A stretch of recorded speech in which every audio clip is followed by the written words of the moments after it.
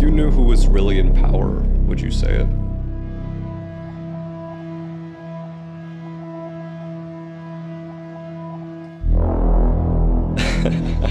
Okay. Everything is attached by a very thin thread. The facts are there. It's just that we each sometimes interpret them differently. What are we supposed to do? We can only speculate when there is a gap in the information. True. But there is a limit, beyond which it's no longer speculation. It becomes just fertile imagination.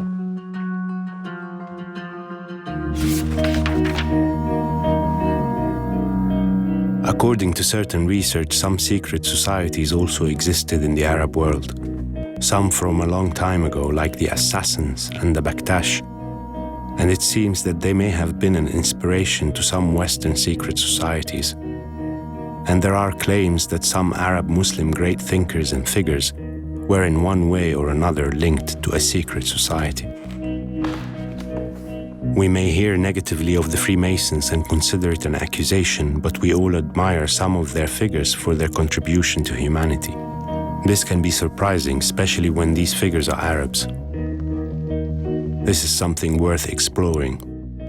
I will talk to Ihab Girmazi, an MIT researcher and Harvard PhD candidate. He can tell us about secret societies in the Arab world. It would be very good to start by saying that seeing Freemasonry and secret societies as a particularly evil organization in the Arab world especially is mostly a product of the second half of the 20th century. But if we look at the 19th century and the beginning of the 20th century, we would see that the elite in the Arab world was completely fascinated, actually, by the idea of secret societies, Western secret societies, and Western Freemasonic lodges. The first reason was that the Freemasonry is an elitist group that is interested in hiring and adopting as brothers those who are proved that they are influential in their societies. The second reason, they are different from the colonial, materialist, racist program, and perhaps most importantly, that they claim they had a spiritual aspect to them.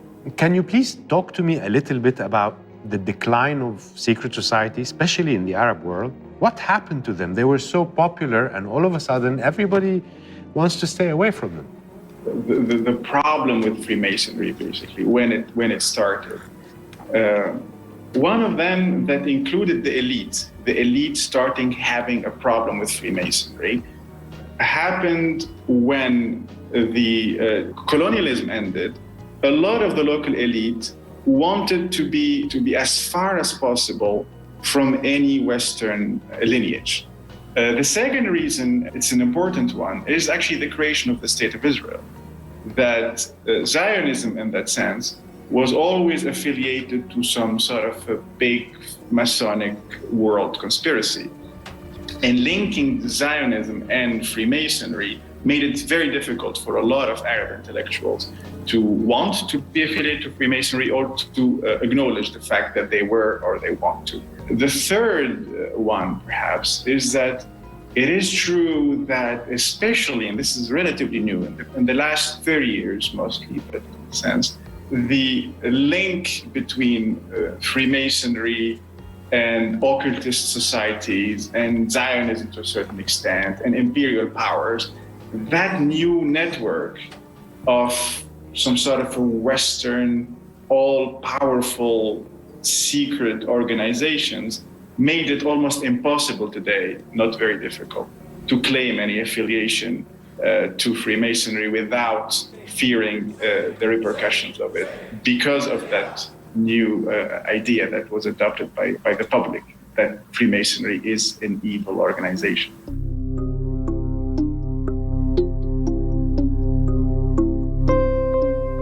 It is normal that people gather, organize, keep secrets, and favor those who think like them. It's human nature to collaborate and partner. And this has served humanity well since the hunter-gatherer times. through the ages of the pyramids until the formation of modern states.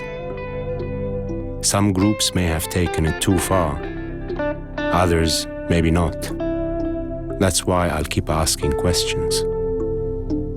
Freemasonry in Europe, the groups were called circles, and you had your circle of friends. There were 5 circles of friends, America being one of them.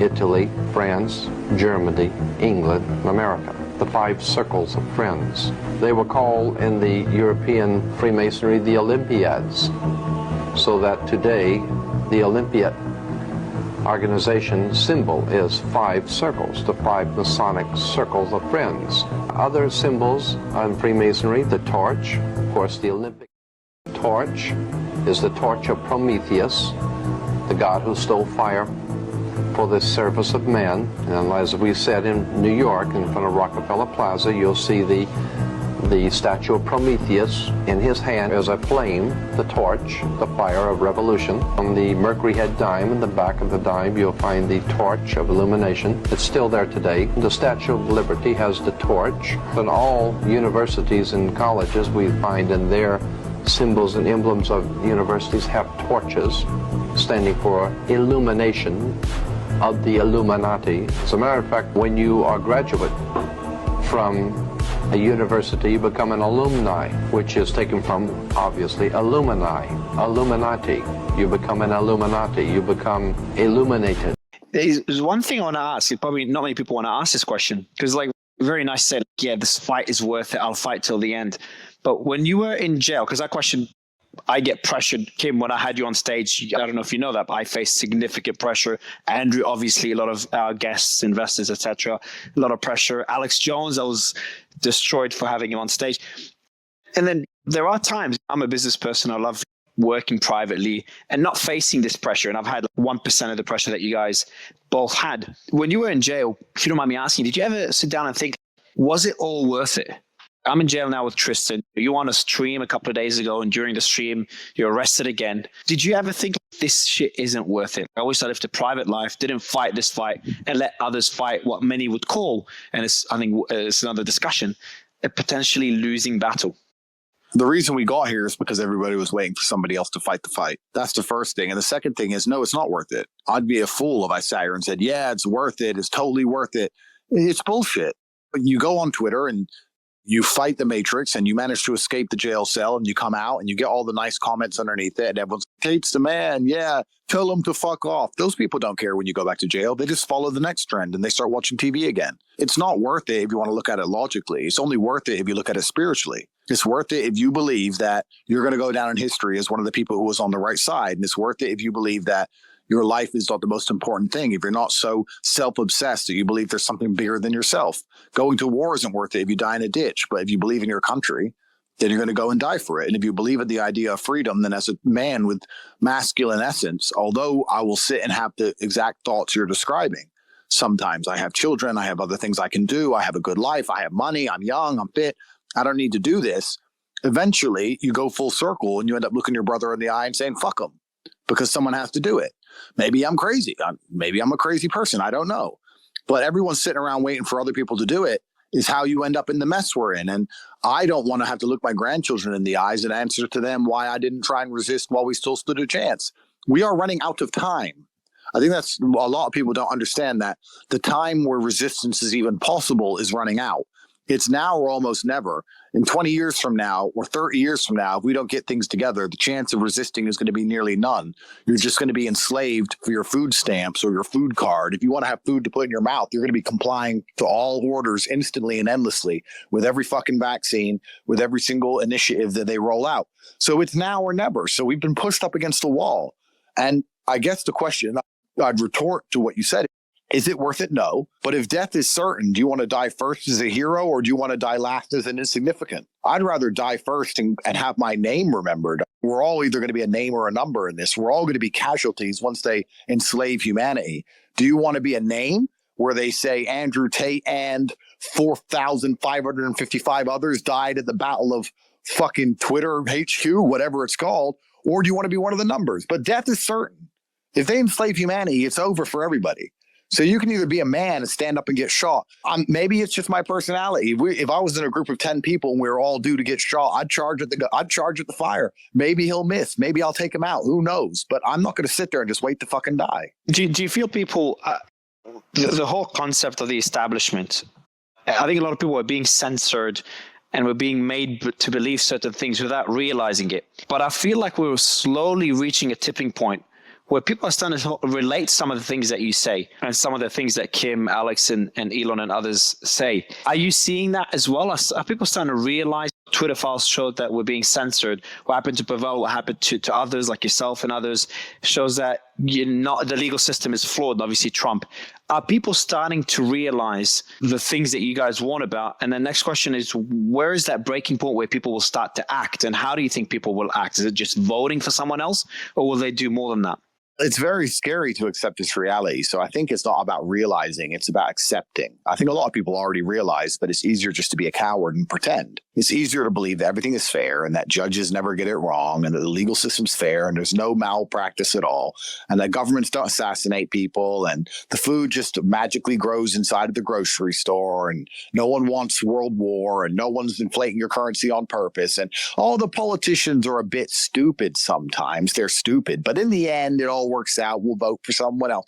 Like, this is all just cowardice. This isn't about realization. I don't think so many people are as stupid as that. People are just too cowardly to accept it, because once you accept that, then you lose all faith in political institutions. And that only leads to one thing, which is violence. It's war of some sort. What we're doing right now is war. It's an information war. As Alex Jones says, info war. We're all up. It's 4 a.m. I'm awake fighting an info war. All of us are. To be implored into action requires bravery. So I think most people are coward. What is actually scary is, what the second part of your question is, what happens once everyone realizes that the entire world's bullshit?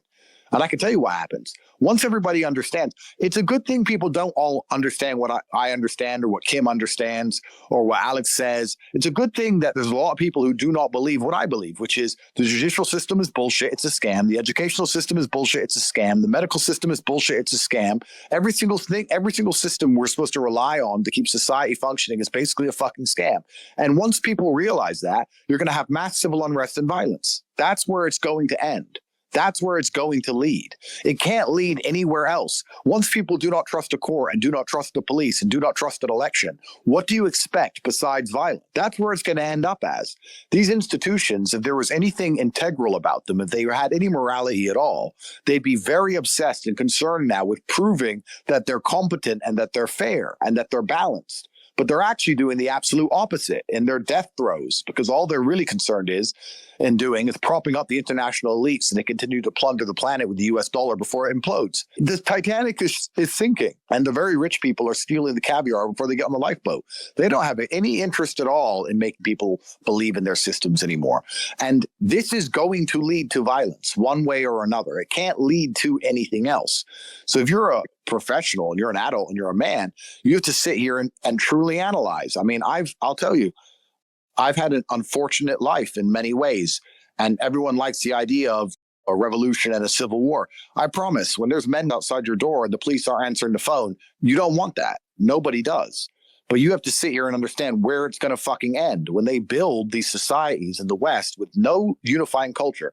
Even Romania, which is a country I'm in, to give it credit, although the legal system has destroyed me, 99% of people are Romanian, 99% of people are Christian, everyone speaks the same language, everybody's watched the same TV shows, everybody knows the same folk stories, everyone has the same Christmas, there's something that unifies people. In the West, there's nothing. Once America breaks down, it's going to be a free-for-all.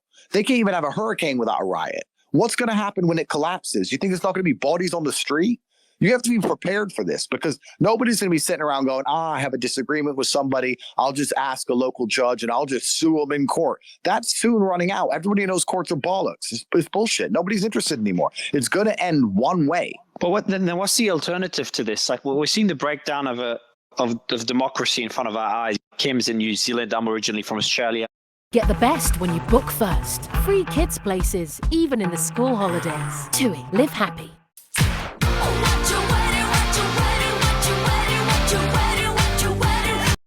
I've been to Romania. I've spent, at least 2 years in Romania.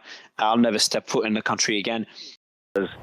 One of the biggest disadvantages we had was that the orphanages in Ukraine supersede government power when it comes to the kids.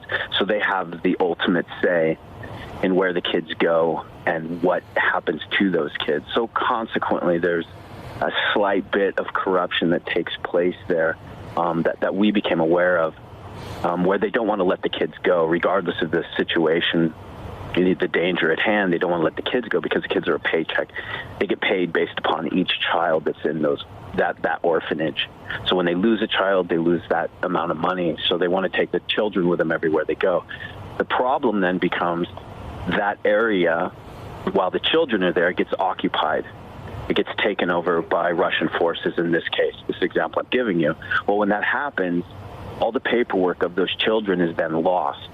So now we have displaced children that have no paperwork at all. So the Russians, in this case, will take the children, they'll immediately retina scan them, and then they'll develop the paperwork for the children. So now they're creating this new paperwork for these children. So you can kind of see the problem there is that, you know, the children lose their parents, or even if the parents are there, the parents get separated from the children. And now you just have undocumented children running around everywhere. And then where they go from there is the big question, thus the trafficking and people making money off the children. Yeah, you said that these children, there's photos of them in books, and they're basically sold from anywhere between $300 and $2,000 a child. Yeah, that's correct. I'm glad you brought that up. The books are extremely disturbing because the books really gave us a view of how much of a business it is, whereas I think what the normal person would think of as an adoption from an orphanage is like there's a child that needs something and we're going to provide that something to the child regardless of the size of the child, the color of the hair color, the weight of the child, etc. Over there, what we came across were the record books where people were actually ordering and on wait for children that had specific eye color, specific hair color, the potential height and things like that. And it wasn't staying within country. A lot of that stuff we could see, you know, within the books, it would show where some of these children would go into Romania, Moldova, Russia itself, different parts. So they were moving around all over the country. And again, like you lose the paperwork or the paperwork is intentionally lost. I don't know how it works, but I can tell you that the system over there is extremely flawed. And then the question I have to ask myself, is it intentionally flawed or is it accidentally flawed? You know, one more question on that. So when American organizations are trying to help children who are orphans in Ukraine in the middle of the war, and I would imagine we're going to see some of this desire in Turkey and Syria as well. Are those organizations handling it better? Are they more trustworthy? One would hope. What did you see? Well, when we were in Ukraine, we were only one of two organizations that were cleared by Child Protective Services. Every orphanage that we went to and every child rescue that we did was a request based upon CPS. So it went through CPS, the proper channel process, to us, and then we would do the recovery, and then we'd send the information back to show that that child or those children were recovered or that they weren't. So the paperwork stayed in line. The problem is, I think nowadays, or in this situation, we'll just say, is that people aren't aware of the long-term effects of what they do. So there are people over there like, we're going to rescue everybody. It doesn't matter whether it's a man or a woman or a child, and that's fine. But then they get these children. Well, they pull the children from the orphanages, or they take the child from a city that's, you know, getting bombed or something like that. Once they have the child in their possession, they don't know where to take the child. Or some of them do know where to take the child. They'll take it to a church or a hospital or maybe another place that claims that they're going to be helping the children. Now you again still have displaced children because the children are now exposed to anyone taking. It doesn't matter whether it's Ukrainian or Russian or otherwise, but now you have a child that someone can walk in and take and then pull away. So I don't think they understand the long-term effects of actually like the process of how it should work. So again, it's like, congratulations, you rescued 5 kids, but you dropped them off over here and now they're missing again. Where'd they go and who took them? That's the problem. Chaotic. It's just so much chaos and terrifying for these kids. The World Economic Forum, you wouldn't say much about this when you were interviewed last. Have you learned anything new? And would you tell us if you had? Well, let's break down what the World Economic Forum means. Let's approach it and pretend we know nothing. We both know nothing. We're dummies. World Global Economic Money Forum. So it's the world's money, right? So as dummies who know nothing, and we understand this is a forum that's discussing the world's money, what is money always interested in? Or what a company is always interested in? Profit, more money. So are they interested in the sanctity of society? Are they interested in the sanctity of God? Are they interested in the beauty of the family? Or are they interested in just making more money? So then you look at certain ideas like unchecked immigration, mass immigration, which lowers the wages across the population as a whole because people come in, they're prepared to work harder for less money. That seems like the kind of thing that a company would like. It's bad for the people, but it's good for the company because they can hire cheaper labor. So now you have the World Economic Forum who want to make more money, which perhaps would be behind certain agendas like unchecked immigration or mass immigration because it lowers the prices of things. How does the democratic process work? Well, the democratic process works via money, right? If you have two candidates, the candidate that raises the most money is usually the one who wins because they can advertise and they can go on tour and they can pay for clever social media managers. Also, they can hire very fancy PR firms. I know we talked earlier about PR firms and how they're a mafia, but it's very interesting. If you have two candidates and one hires a PR firm, that PR firm is not only going to say good things about the candidate who hired them, it's going to say bad things about the candidate who didn't, right? So the one with the most money gets a huge advantage in media. This is also pretending the people with the money or who gave money to the candidate don't own the media, because once you understand that, it actually gets much worse. So now we have the World Economic Forum, who can control democracy via their money, who are interested in certain principles which degrade society so they can make more money. So does that make them a scary and dangerous organization that works against the interests of the common man? This is assuming I know nothing. I would argue yes. You were arrested for accusations of human trafficking around the same time the Epstein files came out. Yeah, interesting, huh? Any comments on that? Yeah, it's super interesting. Yeah, the day that all the Epstein files came out, if you Googled human trafficking, it only showed my name. What's also very interesting is all the people who seem to be very interested in my case and seem to believe I'm a terrible human trafficker have no problems with the southern border being wide open and people being trafficked across the southern border. They have no problems with the orphanages in Ukraine being emptied. You know, they walk into orphanages in Ukraine, take all the little girls because they're little Barbie dolls, little blonde hair, blue-eyed white girls. You didn't hear about this? Look this up, my friend. Who takes them? Yeah. Which island do they end up on? Oh, that's right. I know a lot more. What I try now to do is allude to things so people can do their own research. Because if I say too much here, then I get shot, right? But yeah, there's endless human trafficking everywhere all over the planet. They're going to say I'm a human trafficker for fucking TikTok accounts. Biggest scam on the planet. Absolute garbage. Everyone knows it's garbage.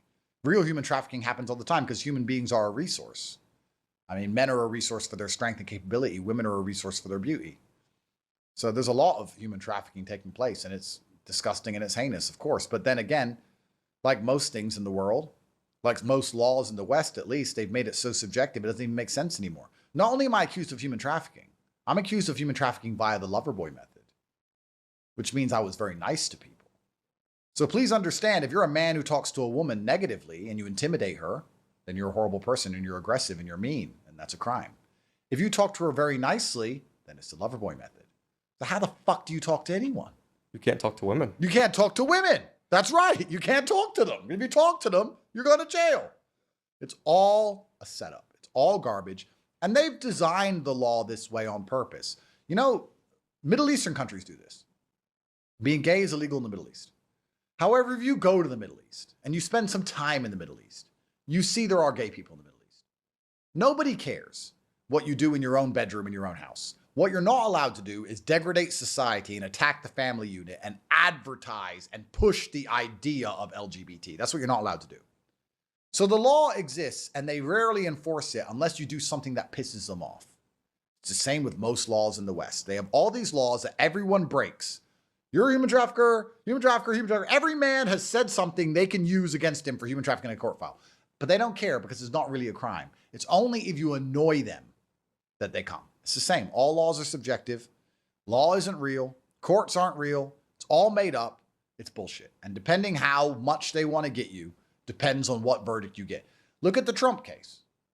I mean, I think it's pretty childish for people to believe that if they have one of the most high profile people in the world, the law is the same as if they get a nobody. The law functions very well at low level. He stole bread, CCTV stole bread, punishment for stealing is 1 to 2 years, jail.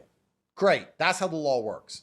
When you're very famous, it becomes a show trial, and you start to have rippling effects. Your innocence or your guilt has a rippling effect on the reputation of a country, has a rippling effect on how the law is applied in the future, has a rippling effect on society and how you're viewed, has a rippling effect on making that person a hero or destroying that person's reputation.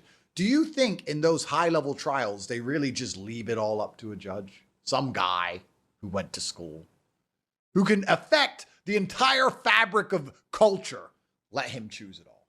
No, there's conversations about what's good and what's bad and how it should all end. So at the highest level, like Trump, let's not even talk about me because I'm in the middle of my case right now. We're in the country I'm in the middle of a case in. Trump, he understood the game well enough to know that they didn't go through all that fucking mess to find him innocent. They didn't leave it up to the judge for the evidence of the law. It's a fucking setup. It's a scam. That's how it goes. If you had concrete evidence of God, demons, or aliens, would you reveal it? Yes, all three. Yes. But I think the least impactful would be aliens. I think people's minds now are so fried from TikTok brain that if there was aliens who landed on the planet, no one would care 24 hours later. Literally. Like, think of all the crazy things that have happened this year. They tried to assassinate Trump. There was that. I considered not asking you about that because I assumed people would forget about it. Yeah. It's been like 2 weeks. Yes, 2 whole weeks. They nearly killed the president. 2 weeks. Boring. Jews in tunnels. Supposedly there was aliens in Miami. They shot up that mall in Moscow. Like, all this crazy shit's happened. Nobody cares. Nobody cares. It's like one day. Boring, next, boring. We have TikTok brain now. Everyone's got permanent ADHD. It's just next. We're waiting for the next crazy thing to happen. Yeah. It's kind of scary because it allows them to get away with the law because we can't stay emotionally interested long enough to change anything. It's even the same. You can look at it this way, but I remember when I was young, when I was your age, there'd be one song for the summer or one song for the year, and you'd wait for it to come on the radio because you couldn't access it anytime you wanted. Now, like, new song a day, everyone's bored of everything in 2 minutes, and the world's speeding up, which is why, tying back to why traditional education is such a waste of time and why we have to update our school every single day. Because learning something 10 years old, 10 years ago, was not nearly as bad as learning something 10 years old today. Yeah. Is it Murphy's Law, where computer power doubles? The world's speeding up, and everything's happening faster than ever before. And society is going to degrade faster than ever before. It's exponential. So it's like society started to degrade. It's just going to go off a cliff once Girl Boss wins. Please no. But please no. But everything's going to be going quicker and quicker. And the rise and fall of empires used to be, 3,000 years, and then it was 500 years, and then it was 250 years, and soon the rise and fall of empires is going to be a decade. You're going to have 10 years of prosperity before it's fucked. You have to move again. I think within my lifetime, it's going to get to the point where each country is only good for 10 to 15 years before you have to find somewhere else to hide. It's going to get crazy. Hitler didn't want to exterminate the Jews at the time.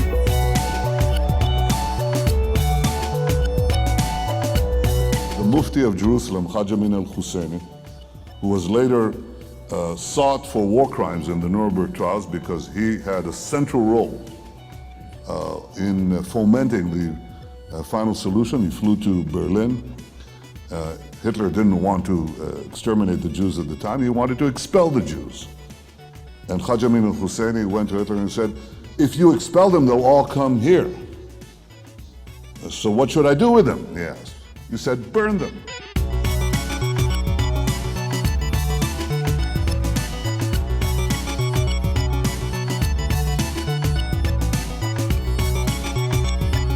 If the genocide in Gaza is not halted, it will presage a new world order, a world where the old rules, more honored in the breach than the observance, no longer matter.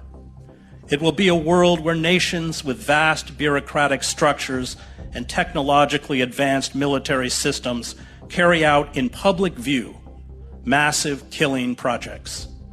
The industrialized nations, weakened, fearful of global chaos, are sending an ominous message to the global south and anyone who might think of revolt.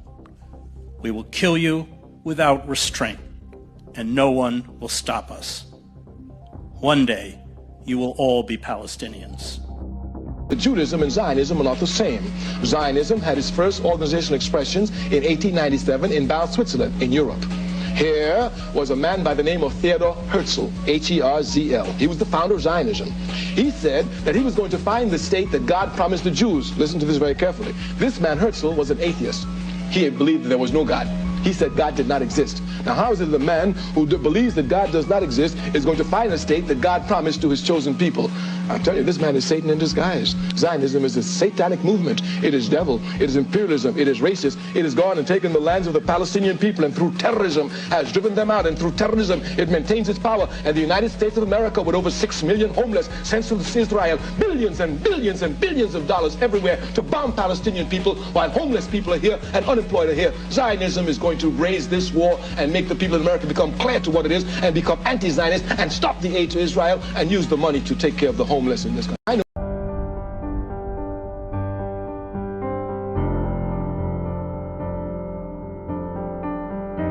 That's when everybody went crazy.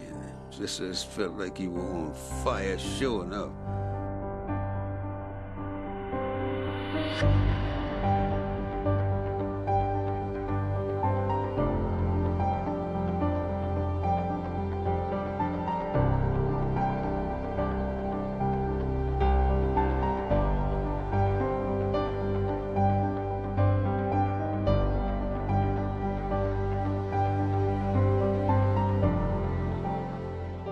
This is another great difference between our civilization and yours.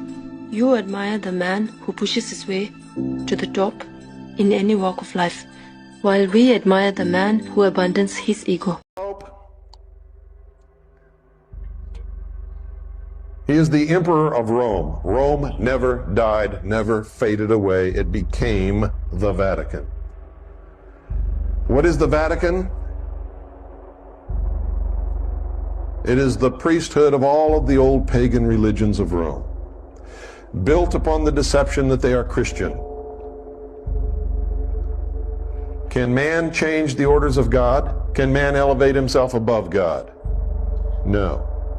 Then why did the Pope change the Sabbath from Saturday to Sunday, the venerable day of the worship of the sun Osiris? Why in the outer courtyard of the Vatican is there a temple of the sun, an obelisk, and a reflecting pool built as a fountain around the base of the obelisk? Because what we're talking about in Dealey Plaza and in Washington, D.C. exists also in the Vatican. And I'm not trying to insult Catholics, I'm just trying to tell you the truth. 1933, around the table next to Pacelli, representing the Pope, Franz von Papen, the Vice-Chancellor of the Reich. He represents the Führer.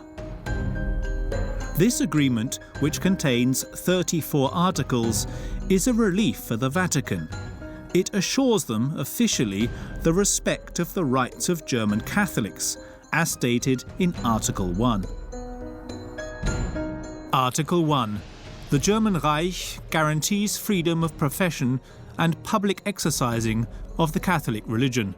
It recognizes the right of the Catholic Church to organize and administer its affairs autonomously.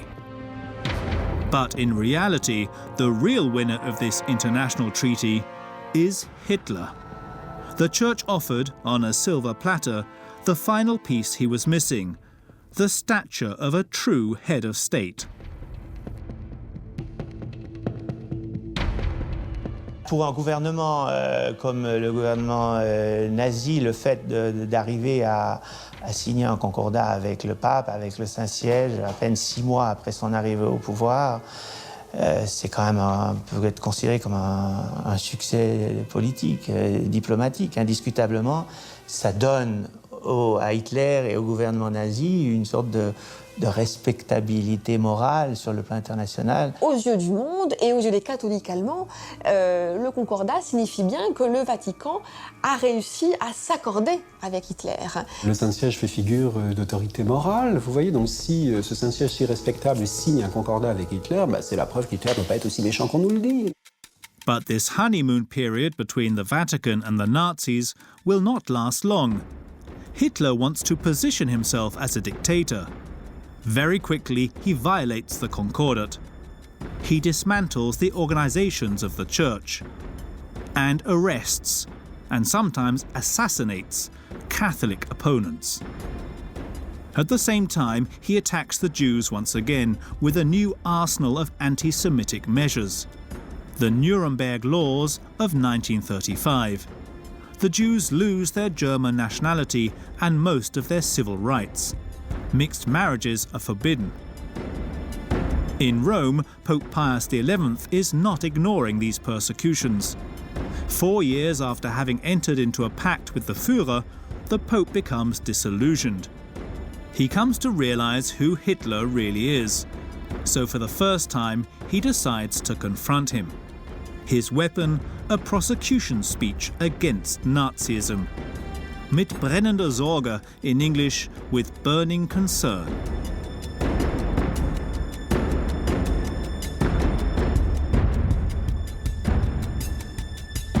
Le fait même qu'en 1937, à un moment où il n'y a plus de liberté en Allemagne, une prise de parole publique hostile au nazisme, en soi est un acte qui est pratiquement révolutionnaire en 1937, parce qu'il n'y a plus, lorsqu'on ne peut plus écrire librement, lorsqu'on ne peut plus parler librement, lorsque quelqu'un ose dire une parole de vérité, en cela, elle met à mal le régime. This impactful text is prepared in utmost secrecy. The censorship of the Nazi regime is omnipresent. Il a fallu ruser, il y a eu des histoires incroyables. On a imprimé le texte en allemand dans des imprimeries allemandes, mais des petites imprimeries dans certaines régions où on était effectivement sûr que les amis catholiques du coin allaient jouer le jeu, dans un secret absolu. Les premiers exemplaires ont quitté Rome dans la valise ou dans la sacoche de prêtres qui étaient discrètement planqués dans un compartiment de train en espérant que personne n'allait fouiller ses affaires. C'est un vrai roman d'espionnage. The 21st of March 1937, the text is read in all the churches in Germany. Hitler does not react, but from now on, to the eyes of the world, Pius XI appears to be a challenger to Nazism. Only it is not him who will lead the church when the war begins. Will then the Vatican dare to defy Hitler and play its role as defender of humanity while an entire people get exterminated?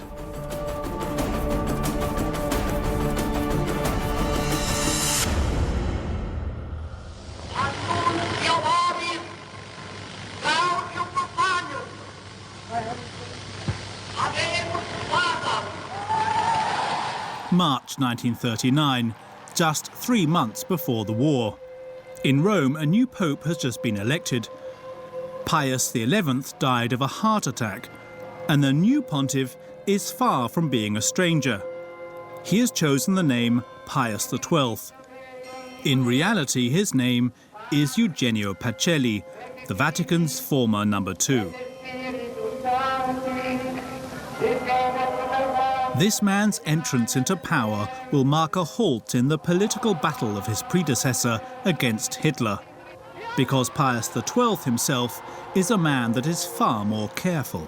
D'un côté, il est vrai que l'on élit le bras droit de Pie XI, celui qui a donc fait avec Pie XI toute la politique du Saint-Siège durant toutes les années 30. D'un autre côté, on sait aussi que Pacelli a un caractère assez différent d'Achille Ratti, de Pie XI, qu'il a un tempérament beaucoup moins autoritaire, en tout cas qu'il n'est pas du genre à taper du poing sur la table comme le faisait Pie XI. Foncièrement, c'est un diplomate, donc il croit qui est par nature enclin à toujours. Now listening to John O'Loughlin talking about reading and discussing the books about the opium trade, and George Webb talks about the CIA and drug trafficking and human trafficking and arms trade.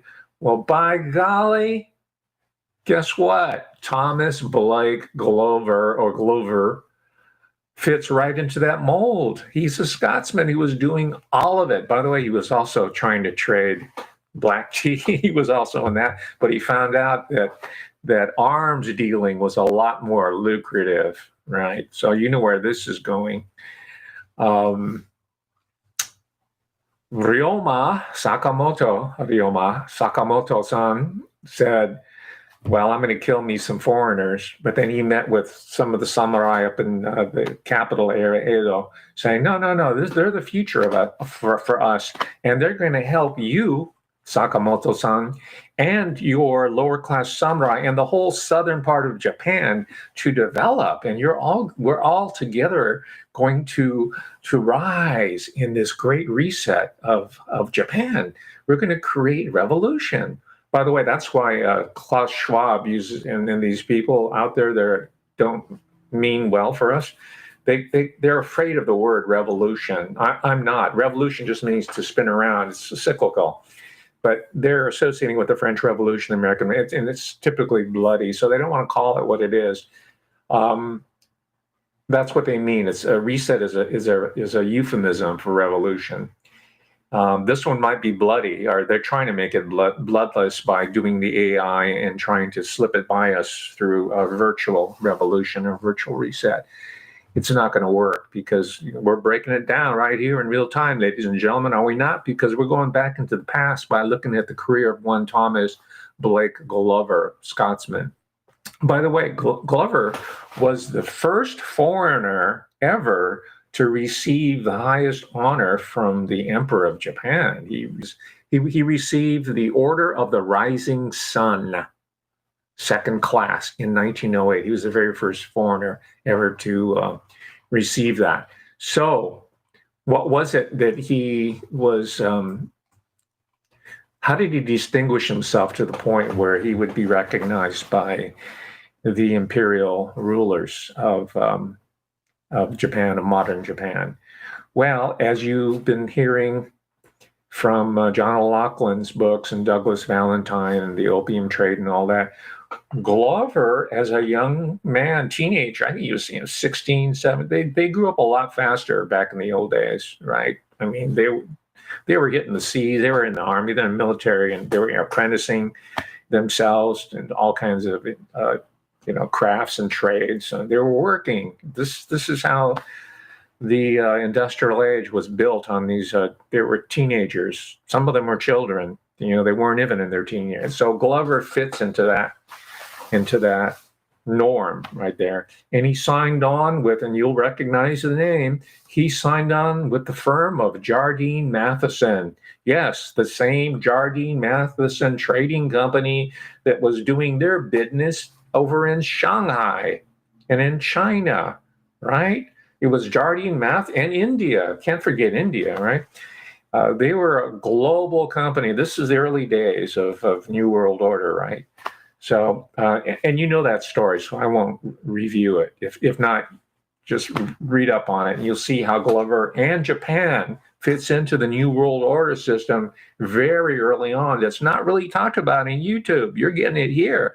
I, myself, have ambitions of destabilizing the history and rewriting the historiography, just like John and George are doing with the CIA and the deep state and all of it, refracted to the person of Tom O'Loughlin and Lee Harvey Oswald, who, by the way, has a history in Japan as well. Lee Harvey Oswald.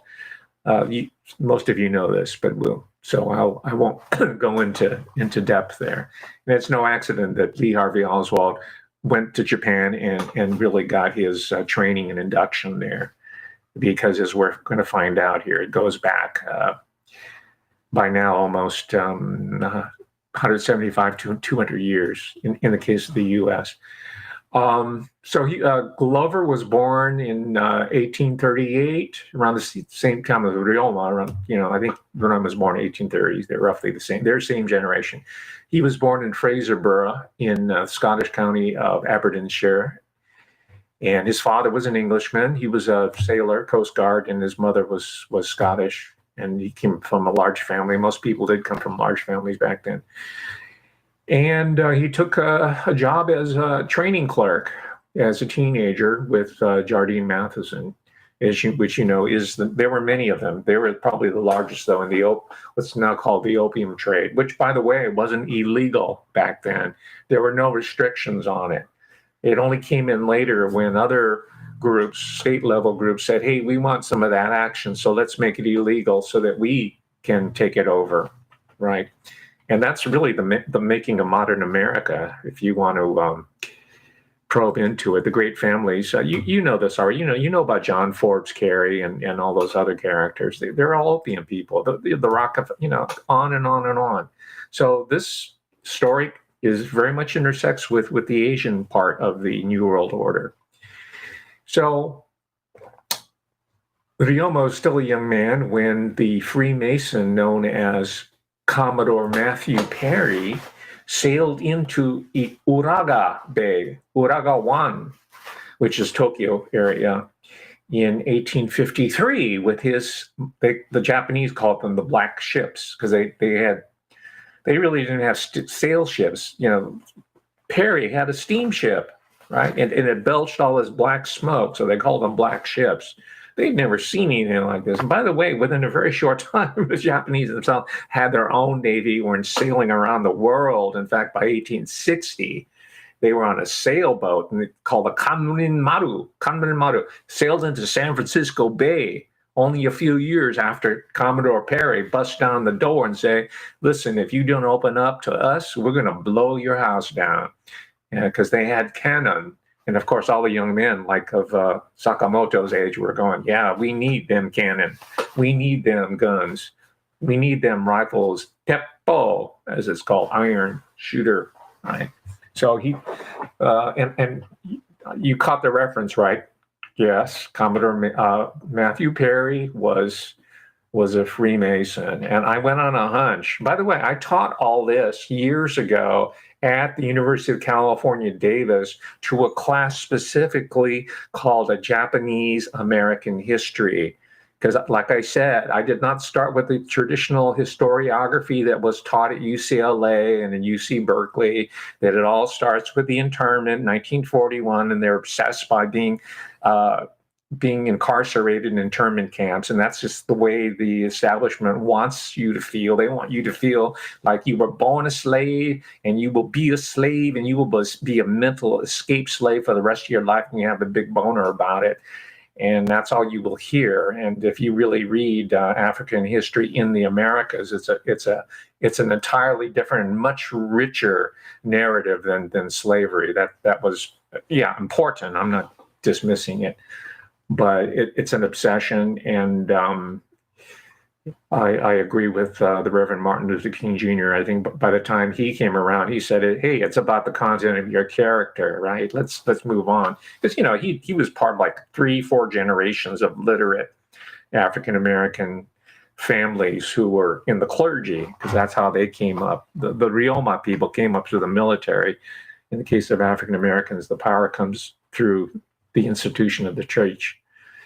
So Glover was part of this, and he met this young man, as it turns out, who was ready to make revolution. He was ready to make a reset. And this information, by the way, was not known. That's how, they call them secret societies for a reason. This was not known until the publication of this book, which I posted on the YouTube picture there. It's in Japanese. I can read some of it. It's Sakamoto Ryoma and Freemason. It's in katakana. That's the title right there. And again, I haven't done it yet, but I'll send this to my Patreon people, because there's some, you don't have to read Japanese. You can just look at the pictures here, and you can see pictures of Glover, and you'll see some Freemasonic compasses and squares in museums down there. And by the way, if you look on YouTube, you will see the Grand Lodge of Freemasonic Grand Lodge in Tokyo. It's there. There's a tour, and one of the names on the Hall of Fame in the Grand Lodge of Tokyo is, guess who? General Douglas MacArthur. Yes, Douglas MacArthur, or Mikasa, right? He was the American Caesar, as one author puts it, of Japan. He was really the guy that was calling the shots.